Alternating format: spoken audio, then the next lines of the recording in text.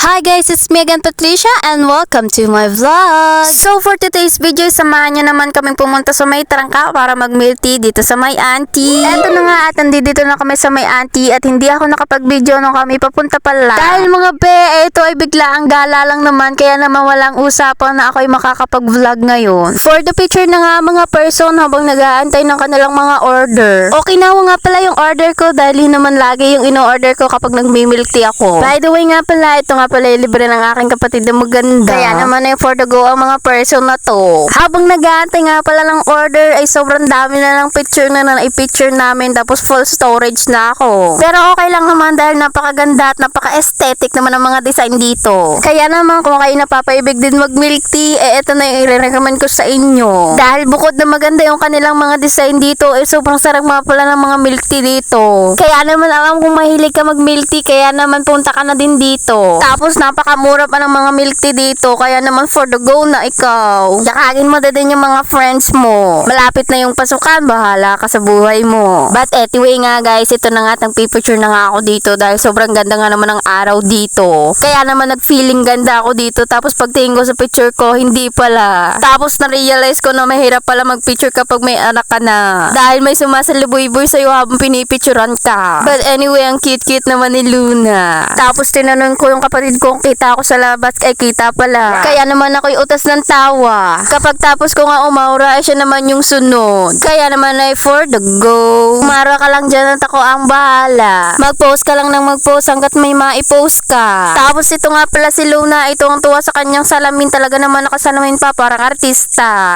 Tapos maya-maya pa ako'y nag-affiliate dahil ako'y mukhang pera. Ito nga si Luna at gusto pa yatang sumama sa mga ito kahit hindi niya kilala. Talaga namang nakikilabas kahit hindi siya kasama. After nga pala lang paghihintay ay dumating na rin itong aming in-order na to. Talaga namang itsura pa lang ay matatakam ka na. Siya na nga yun ang libre, siya pa yung kumuha. Siguro ganun talaga kapag magaganda. Tapos siya na rin yung server dito. Because of the gravity of the earth. Ayan pa lang yung nagagawa nila at waiting pa dun sa isa. Dumating na nga yung in-order namin kaya naman eto na at nagpipicture na naman kami dito. Siguro ganun talaga kapag mga Pilipino mahilig magpicture. Yung kahit ay full storage yung cellphone ko ay picture pa din ang picture. Eto na nga ay pang memories together na nga to kaya naman syempre naman ako hindi magpapahuli sa picture na yan. Kaya naman it's my turn naman talaga kasama sila. Tapos tada ayan at kompleto na ang aming in-order na ito. Yung dalawa nga pala ay Okinawa tapos yung isa ay chocolate tapos yung isa ay mango.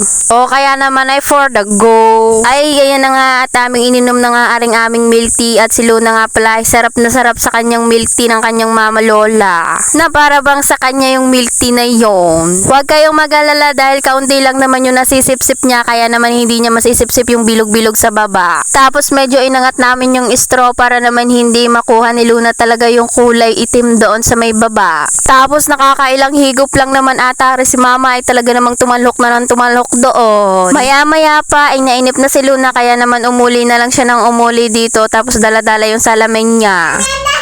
Opo.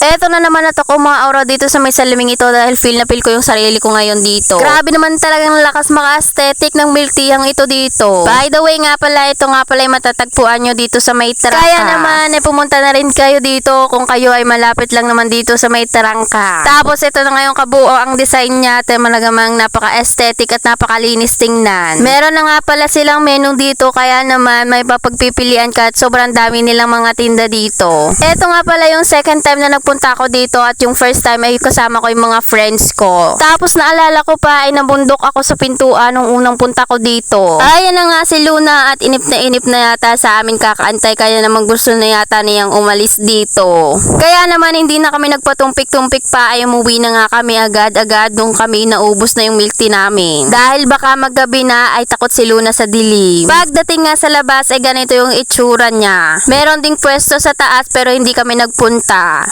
Dahil mainit pa ng mga time na yon. Dito nga pala sa may Trangka kanto ninyo to makikita. Sobrang bungad lang naman ito kaya naman kitang-kita ninyo to bago kayo pumasok at hindi kayo maliligaw. May take out na nga din kami para naman sa aming mga kasama sa bahay. Hindi naman sila gasinong mahilig sa milk tea kaya naman isa lang yung take out tapos large. Yan nga si Luna ay for the chill lang ngayon. Ay paano, hanggang dito na lang ang ating vlog for today's video. Kaya naman ay bye-bye!